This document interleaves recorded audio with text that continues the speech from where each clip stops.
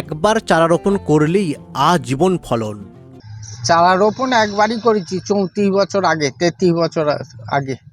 একবার চারা রোপণ করলেই আজীবন ফলন। এমনই এক বিস্ময়কর চাষ হচ্ছে পূর্ব বর্ধমান জেলার রায়না 2 ব্লকের আতাপুর গ্রামে।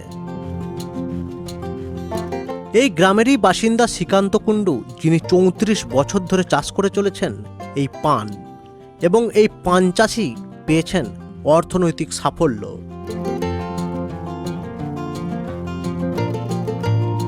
শ্রীকান্তবাবু বলেন, 34 বছর আগে এই পানের চারা রোপণ করেছিলাম।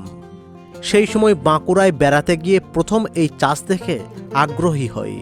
পরে অভিজ্ঞ চাষিদের সাহায্য নিয়ে শুরু করি আতাপুরে পানের বরজ। একবার রোপণ করার পর নিয়মিত পরিচর্যা করলেই পান পাতা পাওয়া যায়। এখনও প্রতি সপ্তাহে 2 বার বাজারে বিক্রির জন্য পাতা তুলি। এখন 7 কাঠা জায়গা আছে। কত বছর ধরে পান চাষ করছেন? 34 বছর ধরে চাষ করছি। অন্যান্য চাষের তুলনায় কি এই চাষে লাভের পরিমাণটা একটু বেশি বলে মনে হয়? পাচ্ছি একটু, ওই ভালো থাকলেই পাচ্ছি, ওষুধ দিয়ে ঠিক রাখতে পারলেই পাচ্ছি। ওষুধ দেওয়া গোলমাল করলেই হয়ে গেল। কতদিন সময় লাগে পান রোপণ করা থেকে নিয়ে একেবারে বাজারজাত করা পর্যন্ত? বাজারজাত করা মোটামুটি 6 মাস লাগবে। 6 মাস। 4 মাস। কোন সময় মূলত চারা রোপণ করেন? চারা রোপণ একবারই করেছি 34 বছর আগে, 33 বছর আগে। জমিতে কন্টিনিউ থাকে? হ্যাঁ, এ পরিচর্যার উপর নির্ভর।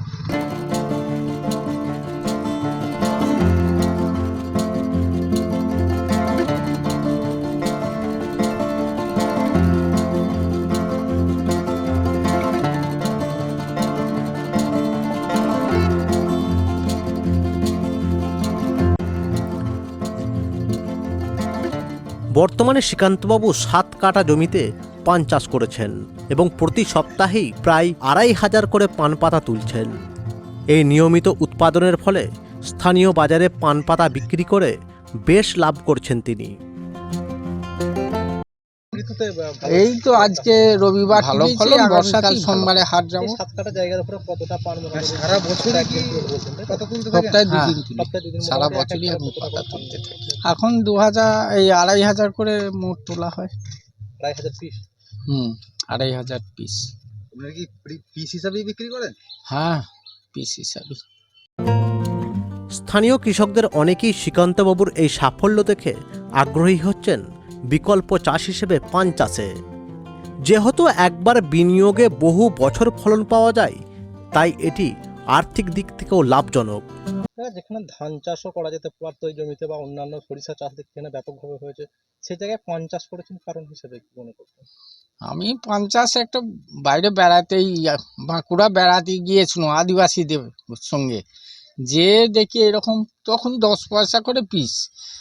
প্রচুর 10 পয়সা ঝুলছে, তো তখন তাদের এতটা উঠে গেছে, সমস্ত পান বাঁধা আছে, বেশ ভালো দেখাচ্ছে, দারুণ পাতা ঝুলছে তো 10 পয়সা করে। তাই সেই হিসেবে দেখে আমার খুব লোভ ধরলো। সেই ওইখানেই সব সাঁওতাল বাড়িতে আলোচনা করুন, তখন বললে হ্যাঁ করে দেওয়া যাবে না, কেন সাঁওতালরা করে না, আবার ওইখানে বেশ লোহারদের একজনের সঙ্গে পরিচিত বন্ধু পাঠিয়ে সে এসে করে দিল। আতাপুর গ্রামে এখন নতুন করে পানের বরজ গড়ে তোলার আগ্রহ বাড়ছে, যা এলাকায় কৃষি ও অর্থনীতিতে ইতিবাচক পরিবর্তন আনবে বলেই মনে করছেন সবাই।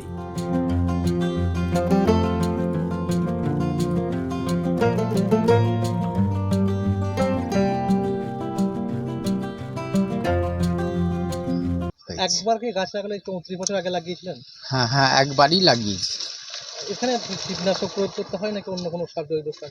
কীটনাশক, জৈব সার কিছু দেওয়া হয় না, খোল আর মাঝে সাঝে ডিএপি একবার করে বছরে, তাও বেশি লাগে না, খুব কম। এখানে কি রোদের তাপ পেলে নষ্ট হয়?